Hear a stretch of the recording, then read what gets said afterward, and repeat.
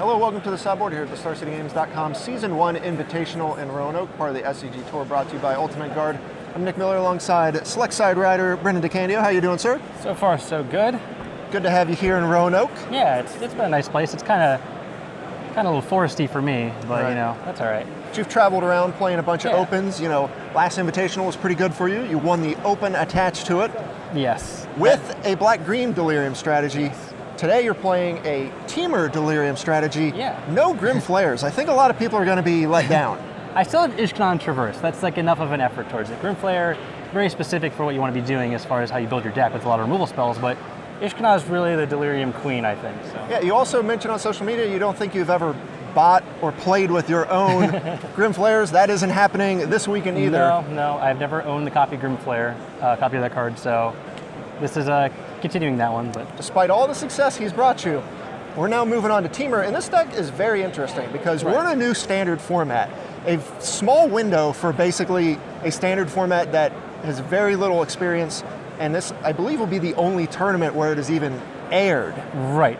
This is a very unique tournament in that we are post-abanning, but before a new set, which is kind of on the right on the heels of the new set. So it's kind of weird when it happened, but I'm perfectly happy it happened. I'm glad Marvel is gone. I'm not going to be staring across so many Ulamog's today. I don't think. Right. I don't think you're going to have to deal with Ulamog much. Now you're playing a deck that looks very similar on the surface to the Teamer Energy deck, which a lot of people think is kind of one of the best decks in the format right now. You're choosing to move the deck in the Delirium, side of things, even though you still have a couple energy payoffs. So what's the big idea with this deck? So you're masking yourself as kind of the Teamer aggro deck, the one with Glorybringers, Bristling Hydras, Trackers, Rogue Refiners, Servants, all that stuff.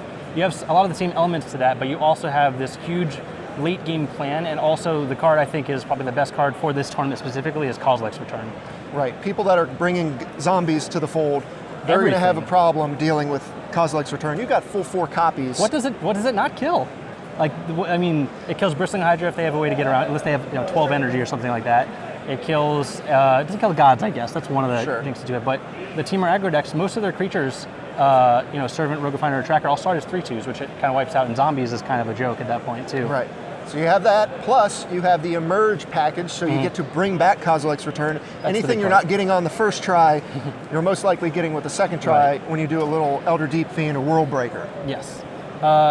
Those are some of the huge payoff cards. You have ways to find them with Traverse even while playing 4 of those. No Tune with Aethers. There's not really much energy payoff for the deck. The only payoff, I guess you want to say, is being able to activate your Server of the Conduit and making Harness Lightning and just terminate. So, but no, the Elder Deep Fiends and Kozilek's Return I think is the defining peak of what we're doing in Standard. For a long time, when sets were released, we always thought that'd be like the scariest thing to happen. I remember when Eldritch Moon came out and people were like, this is insane. And every format, I'm always like, is this card good? Is this card good? And usually no, because we've had Emrakul, we've had Felder Guardian and Marvel, and those all kind of overshadowed it.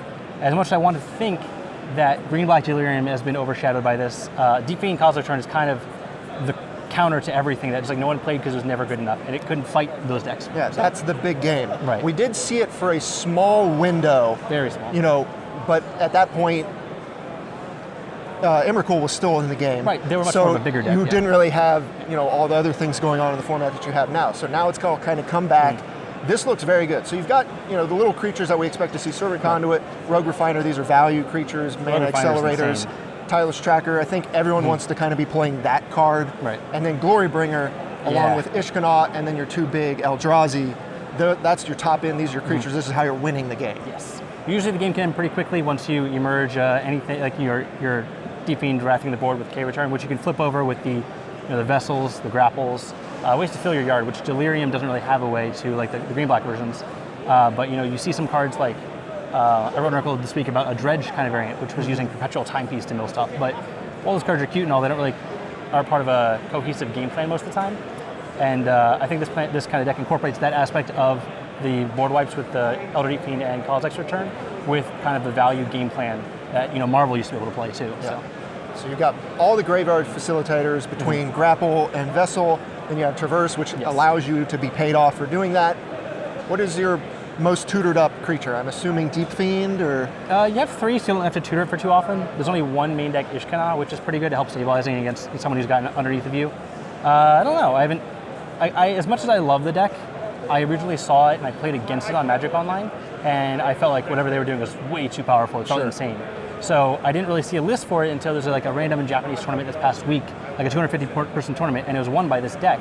And I think copy and pasted the main deck, and I tested it through a couple of leagues, and it felt amazing. So, so we also have some other things moving along here to kind of aid your Kozilek's return. You have Harness Lightning, you have a Cut to Ribbons, which with Ether Hub in your deck, you can actually do the back end. It's good. It's just like a roast that does 1 less damage most of the time. But yeah, the threat of draining them with a Servants and Hub is just very powerful too. Then we have Chandra. This is the big Planeswalker here. This is the one that's showing up in all the decks. Right. You want to be playing Chandra. What's its role in this deck? So, much when it was like first previewed, people lost their minds, right? It was like a $50, $60 card. People bought it, like it's the next coming of Jace, right? So the format wasn't really conducive to what I wanted to be doing, and I think Vehicles have done a very good job of holding it back. But I think Vehicles is on a little bit of a downtick because of how good I think the regular Teamer deck is against them. And Chandra gets to shine in that regard. It kills creatures, it helps draw cards, it generates mana, which you need a lot of mana for this deck sometimes. You do have Vessel, which is very mana hungry. Cracking your clues is mana intensive. All these things you can do. It's the Planeswalker that does everything. It has 3 viable modes in every scenario you can think of, and the ultimate just wins the game most likely. So it's like a Jace. It's not Jace, but it is as close as I think we're going to get to it. Right. For a while. Abilities is nice. Yeah. Anything that says that is reminiscent of Jace. Yeah. You also have one utility land here that you can kind of find off your grapples and whatnot. Sanctum of Ugin. Yeah. This just allows you to chain Deep Fiends, I imagine. Yeah, you can chain Deep Fiends. You can find your World Breaker. You can rebuy that with grapple. Say you have like a traverse and a grapple, you can traverse for the Deep Fiend and then grapple the Sanctum so you can get another Deep Fiend in case they don't kill the first one. Okay. You just like chain that out. So let's move on to the sideboard here because you got a lot of things going on in here. It's kind of all over the place. We still have that sort of energy feel because we got Compensation Coup in here, but then we also have a bunch of counter spells and then some one-ofs and things. Take us through the sideboard. What are the most important cards here and what are we trying to beat?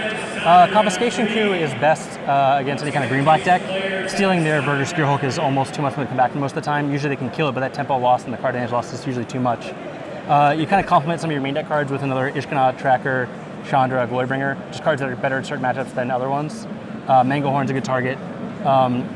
A second Cut to Ribbons where you really want to kill a Long Tusk Cub. I think Long Tusk Cub is a defining aggressive 2-drop of the format. No longer are the days of Hardikirin being the most feared one. Long Tusk Cub just spirals out of control. Yeah. But there's some fun-ups too. Not really fun-ups, but they're just good cards like Goblin Dark Dweller, just a value creature that it attacks the Gideon very well. So if the Mardu plane goes in the bigger plane, it's a split card where it can either flash back the Traverse to just get another threat, or use Harness Lightning to Flametone combo a creature essentially. We've got another World Breaker running around in here. Just in case some control decks popped up. A couple of Magma Sprays for the Zombie Menace. Yeah. So what do you think of the format right now? Obviously there hasn't been any big tournaments. What does it look like? What are you expecting once we hit the standard portion of this tournament? It's been pretty quiet. I would say there's not too many big innovations to the format. There's a bunch of playable decks, don't get me wrong. That doesn't mean there's not innovations. Nothing that's taking anyone by surprise to the extreme. I guess the mono white deck, the Catcher's Monument deck, is like very viable. Dust Dawn's an insane card in that deck. The mono red Eldrazi deck, I know Todd Stevens has been streaming with it all the time. Not my cup of tea, but it does do pretty well in certain matchups. But we're expecting those to be the fringe decks. I think anyone could tell you that you're going to run into the Team Energy deck, the green-black aggro deck, vehicles, zombies. Like those are the big 4. Control, I think, is still not quite good enough. I know people don't like that I say that a lot, but I still don't imagine that deck being good. You still need to be prepared for it because it can beat you, but I think it's easily dealt with. So, but I think those the decks you're going to see the most of today. We could see some crazy things like maybe green-white, like a bigger Gideon Nissa green-white deck with Archangel Addison and stuff, Angel of Sanctions. But no, it's a pretty diverse metagame. I'm expecting those decks, but I'm also expecting to be surprised. So. All right, well, we hope to be surprised by your deck because this looks very good. We got Standard coming up here in a round, and then you get to unleash this beast onto the... It will emerge, yes. Yeah. All right, well, Brennan, thanks for joining me here in the sideboard. Stay tuned to StarCityGames.com all weekend long for the action here in Roanoke.